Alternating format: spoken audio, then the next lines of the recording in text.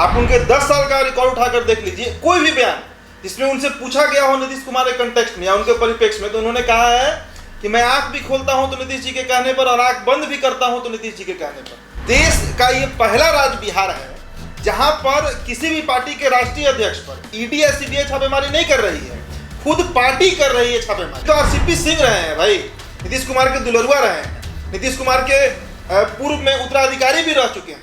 नीतीश कुमार ने ही ये बात कहा था। और एक बात आप सोचिए कि जो आरसीपी सिंह, इनके ऊपर आरसीपी टैक्स का भी कई बार आरोप लगा, बिहार का कोई भी ट्रांसफर हो, पोस्टिंग हो, नौकरी लगाना हो, नौकरी से हटाना हो, निष्कासित करना हो, सभी जगह इनका नाम आते रहा है जी। लेकिन कब आ रहा था? जब इनके ऊपर बिहार के मुख्यमंत्री नीतीश कुमार का हाथ था। कहीं बीजेपी इनको एक्सेप्ट ना कर ले, इससे बढ़िया है कि इनको करप्ट बना दो, इनको दिखा दो कि इनका पूरा जो पिछले 20-25 साल की इनकी कमाई है, जो एक छवि वैसे भी इनका कोई बहुत साफ सुथरा नहीं रहा है। लेकिन अब पार्टी चूंकि कह रही है, चूंकि जेडीयू खुद ही बात कह रही है कि आरसीपी सिंह चोर है, लड़ाई है कि भाई नीतीश कुमार के बाद अगला नंबर किसका। इस रेस में उपेंद्र कुशवाहा भी खुद को आगे मानते हैं, इस रेस में ललन सिंह भी खुद को आगे मानते हैं, और इस रेस में आरसीपी सिंह सबसे प्रबल दावेदार है। ये बात तो क्लियर है कि आरसीपी सिंह अगर बने केंद्र में मंत्री तो वो नीतीश कुमार के खिलाफ जाकर बने, और जिस दिन वो मंत्री बने उसी दिन से वो नीतीश कुमार के और ललन सिंह को तो एकदम ओपन ग्राउंड मिल गया कि अब हम वो सब काम कर सकते हैं आरसीपी के खिलाफ जिसके चलते मेरा हाथ नीतीश कुमार पकड़ते हैं। लिपि सिंह भी एक कारण है कि आरसीपी सिंह एकदम चुप हो गया है, नीतीश कुमार के खिलाफ नहीं बोल रहे हैं। जदयू के नेता को अक्सर आपने सुना होगा जीरो टॉलरेंस की बात करते हैं। क्यों ना करें, नीतीश कुमार अक्सर कहते रहते हैं कि हम ना भ्रष्टाचार करते हैं और ना करने वाले को बर्दाश्त करते हैं। अब क्या करेंगे नीतीश कुमार? अब उनके दुलारे पूर्व केंद्रीय मंत्री सह राष्ट्रीय पूर्व अध्यक्ष जदयू बात कर रहे हैं आरसीपी सिंह की, काफी परेशान है। 9 साल में 58 प्लॉट खरीदने के साथ 40 बीघा जमीन खरीदने का आरोप लगा है, और यह पूरा आरोप जदयू के द्वारा ही लगाया गया है। उनकी संपत्ति का खुलासा कर दिया गया है और आज की मीडिया की सुर्खियों में आरसीपी सिंह बने हैं। हमारे सहयोगी उदीप्त जी हमारे साथ बात करने के लिए है। किसके इशारे पर आरसीपी सिंह परेशान है? किसके इशारे पर आरसीपी सिंह परेशान है उसको तो वो बाद में बात करेंगे। पहले आप इस पर आइए कि आरसीपी सिंह पिछले 10 साल से या 15 साल से या 1998 से कहिए न सीधे, जब से वो नीतीश कुमार से मिले हैं, किसके इशारे पर काम कर रहे थे। आप उनके 10 साल का रिकॉर्ड उठाकर देख लीजिए, कोई भी बयान जिसमें उनसे पूछा गया हो नीतीश कुमार के कंटेक्स्ट में या उनके परिप्रेक्ष्य में, तो उन्होंने कहा है कि मैं आंख भी खोलता हूं तो नीतीश जी के कहने पर और आंख बंद भी करता हूं तो नीतीश जी के कहने पर। और देश का ये पहला राज्य बिहार है जहां पर किसी भी पार्टी के राष्ट्रीय अध्यक्ष पर ईडी या सीबीआई छापेमारी नहीं कर रही है, खुद पार्टी कर रही है छापेमारी। अभी तक तो जो भोला यादव का ही मामला है, कहीं भी उठाकर देखिए, महाराष्ट्र देख लीजिए, कहीं पर भी नेताओं के ऊपर कार्रवाई कौन करता है? या तो परिवर्तन निदेशालय करता है जी, या फिर जो सीबीआई है वो करता है। लेकिन यहाँ पर रामचंद्र प्रसाद सिंह, आरसीपी सिंह के ऊपर कार्रवाई जो है वो खुद जेडीयू कर रही है। ये पूरी तरीके से पॉलिटिकलाइज है, ये राजनीतिक द्वेष का परिणाम है कि आरसीपी सिंह के ऊपर ये कार्रवाई हो रही है। देखिए, हमाम में सभी नंगे हैं। आप किसी भी राजनेता का बिना कोई अपवाद, अब एक आध लोग होंगे जो नहीं इस तरह करते होंगे, आप किसी का भी पूरा ट्रैक रिकॉर्ड उठाकर देख लीजिए, है तो ये बहुत गलत, लेकिन आप उठाकर देखिए 58 क्या, यहाँ भाजपा के एक बड़े नेता है जिनका पटना में 20 बीघा जमीन होगा, 20 बीघा जमीन उनका पटना में है। तो इनका अगर नालंदा में 40 बीघा है कि नहीं है तो पार्टी बोल रहा है, तो कोई बहुत बड़ा मसला नहीं है। करप्शन तो यहाँ हर कल ही ना आप ही ने पब्लिक ओपिनियन किए थे कि पुलिस ज्यादा भ्रष्ट है कि नेता ज्यादा भ्रष्ट है। अधिकारियों के यहाँ छापेमारी होती है, जो जांच एजेंसियां छापेमारी करती हैं, तब इतना कुछ संपत्ति निकल जाता है। तो ये तो आरसीपी सिंह रहे हैं भाई, नीतीश कुमार के दुलरुआ रहे हैं, नीतीश कुमार के पूर्व में उत्तराधिकारी भी रह चुके हैं। नीतीश कुमार ने ही ये बात कहा था। और एक बात आप सोचिए कि जो आरसीपी सिंह, इनके ऊपर आरसीपी टैक्स का भी कई बार आरोप लगा, बिहार का कोई भी ट्रांसफर हो, पोस्टिंग हो, नौकरी लगाना हो, नौकरी से हटाना हो, निष्कासित करना हो, सभी जगह इनका नाम आते रहा है जी। लेकिन कब आ रहा था? जब इनके ऊपर बिहार के मुख्यमंत्री नीतीश कुमार का हाथ था। ऐसा ही तो इनके ऊपर नहीं आ रहा था। एक बात और, 2005 में जब बिहार में सरकार बनी थी तो उस समय ललन सिंह के बारे में भी यही बात कहा गया था। उस समय ललन सिंह और श्रवण कुमार जो अभी मंत्री हैं, ग्रामीण विकास मंत्री, उनके बीच नोकझोंक भी हुआ था ट्रांसफर पोस्टिंग को लेकर। उसको भी मैनेज किए थे आरसीपी सिंह। आरसीपी सिंह ने दोनों नेताओं को समझाए थे। तो आरसीपी सिंह मीडियोकर की भूमिका में भी रहे हैं। मतलब पार्टी को पूरी तरीके से मैनेज करना, दो नेताओं के बीच कलह नहीं हो, ट्रांसफर पोस्टिंग कैसे हो, नौकरी, अब इनके ऊपर तो आरोप लगते ही रहा है शुरू से जी। तो अब आरसीपी सिंह इतने बुरे कैसे हो गए?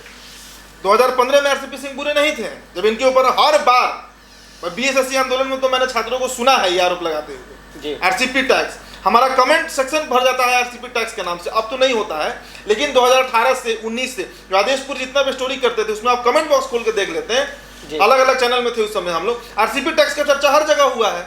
उस समय जेडीयू की कार्रवाई क्यों नहीं कर रही थी भाई? उस समय नीतीश कुमार क्यों चुप थे? और उमेश कुशवाहा जो इतना बड़ा एक अधिसूचना जारी किए हैं पार्टी की तरफ से कि आरसीपी सिंह का 58 प्लॉट है, आरसीपी सिंह करप्ट हो गए हैं, देखिए इनको पार्टी से अब निष्कासित करना है जी। नीतीश कुमार सारा स्टंट कर लिए कि आरसीपी को संट किया जाए। पहले इनकी राज्यसभा सदस्यता खत्म हो गई, इनसे मिलना जुलना बंद कर दिए, ललन सिंह इनके ऊपर लगातार बयानबाजी दे रहे हैं। इसके बावजूद आरसीपी सिंह ढीठ की तरह पार्टी में बने हुए हैं, ना ही तो नीतीश कुमार के खिलाफ ही बोल रहे हैं और ना ही पार्टी से इस्तीफा ही दे रहे हैं। और इनके समर्थक जो है बयान, जहानाबाद का आप देखिए मसला, या फिर जो गए थे मोकामा, मुंगेर संसदीय क्षेत्र जो है, वहां पर भी इनके मुख्यमंत्री बनने का नाम लग रहा था, नारा लग रहा था बार बार। तो कहीं बीजेपी इनको एक्सेप्ट ना कर ले, इससे बढ़िया है कि इनको करप्ट बना दो, इनको दिखा दो कि इनका पूरा जो पिछले 20-25 साल की इनकी कमाई है, जो एक छवि वैसे भी इनका कोई बहुत साफ सुथरा नहीं रहा है। लेकिन अब पार्टी चूंकि कह रही है, चूंकि जेडीयू खुद ही बात कह रही है कि आरसीपी सिंह चोर है, इसका क्या मतलब है? जो लेटर निकला है इसका साफ मतलब है कि आरसीपी सिंह चोरी किए हैं, अवैध कमाई किए हैं, काली कमाई किए हैं। 40 बीघा जमीन इनका नालंदा में है, 58 प्लॉट खरीदे हैं 2013 से लेकर 2022 तक में, मतलब पिछले 8-9 सालों में। तो पार्टी इनको पूरी तरीके से मटियामेट कर रही है ताकि ना ये जेडीयू में रहे, और बीजेपी इनको समर्थन अगर देने का कभी सोचे भी, 1-2% भी अगर सोचे, तो उससे पहले इनको इतना धूमिल कर देना है कि बीजेपी इनको एक्सेप्ट नहीं करे। एक सवाल है, जब तक नीतीश कुमार के साथ नजर आते थे तो तभी बड़ी तस्वीरें होती थी, माना जाता था जदयू के अगले उत्तराधिकारी आरसीपी सिंह होंगे। लेकिन जब से ललन सिंह राष्ट्रीय अध्यक्ष बने, आरसीपी सिंह का कद छोटा होता चला गया। बात करें हम अलग अलग मुद्दों पर तो दोनों में रार नजर आई, और नीतीश कुमार से ललन सिंह की नजदीकियां बढ़ी। तो ये पूरा मसला जो है, कहीं ना क्या लगता है नीतीश कुमार के इशारे पर ये सारा जो पूरा ग्राफ जो आज निकलकर सामने आया है, भ्रष्टाचार के आरोप लग गए हैं, तो क्या नीतीश कुमार के इशारे पर हुए हैं? देखिए, दो मुद्दा है इसमें। एक तो कि जेडीयू में अभी लड़ाई चल रहा है, और ये लड़ाई कोई आज का नहीं है, ये लड़ाई 2015 से हम देख रहे हैं, जब से हम पत्रकारिता में आए और थोड़ा सा समझने लगे इन सभी चीजों को। लड़ाई है कि भाई नीतीश कुमार के बाद अगला नंबर किसका। इस रेस में उपेंद्र कुशवाहा भी खुद को आगे मानते हैं, इस रेस में ललन सिंह भी खुद को आगे मानते हैं, और इस रेस में आरसीपी सिंह सबसे प्रबल दावेदार थे। आपको याद होगा 2017 के प्रेस कॉन्फ्रेंस में जब प्रशांत किशोर ज्वाइन कर रहे थे पार्टी, उस समय तक इस बात की चर्चा थी कि नीतीश कुमार खुद कह रहे थे भाई कि मेरा उत्तराधिकारी आरसीपी सिंह है। तो जिस समय उत्तराधिकारी इनको डिक्लेयर किया जा रहा था, उस समय आखिरकार इनका करप्शन क्यों नहीं दिखा? जब 2013 से ही जमीन खरीद रहे हैं, और जैसा कि डेटा बता रहा है कि 2018 आते आते तक इन्होंने करीब 20-22 प्लॉट खरीद लिया था। तो सीएम साहब को इन्हें सवाल करना चाहिए था ना, पार्टी के जो अभी उमेश कुशवाहा जो है, या और उस समय जो भी प्रदेश अध्यक्ष रहा होगा, जो भी रहा होगा, उसको ये सवाल करना चाहिए था कि भाई आरसीपी सिंह इतना प्लॉट कैसे खरीद रहे हैं। और ये बात मानने वाला नहीं है कि पता नहीं रहा होगा, पता सबको रहता है, और नहीं पता था तो अभी अचानक कैसे निकल गया, अचानक कैसे निकल गया ये बात। और दूसरा चीज आप समझिए कि देखिए, नीतीश कुमार किसी भी नेता को तभी तक बर्दाश्त करते हैं जब तक उनको ये न लगे कि उनको सुपरसीड कर जाए, और आरसीपी सिंह उनको सुपरसीड कर रहे थे। ये बात तो अब साफ हो गई ना कि आरसीपी सिंह केंद्र में मंत्री बने तो उसमें नीतीश कुमार की सहमति नहीं थी।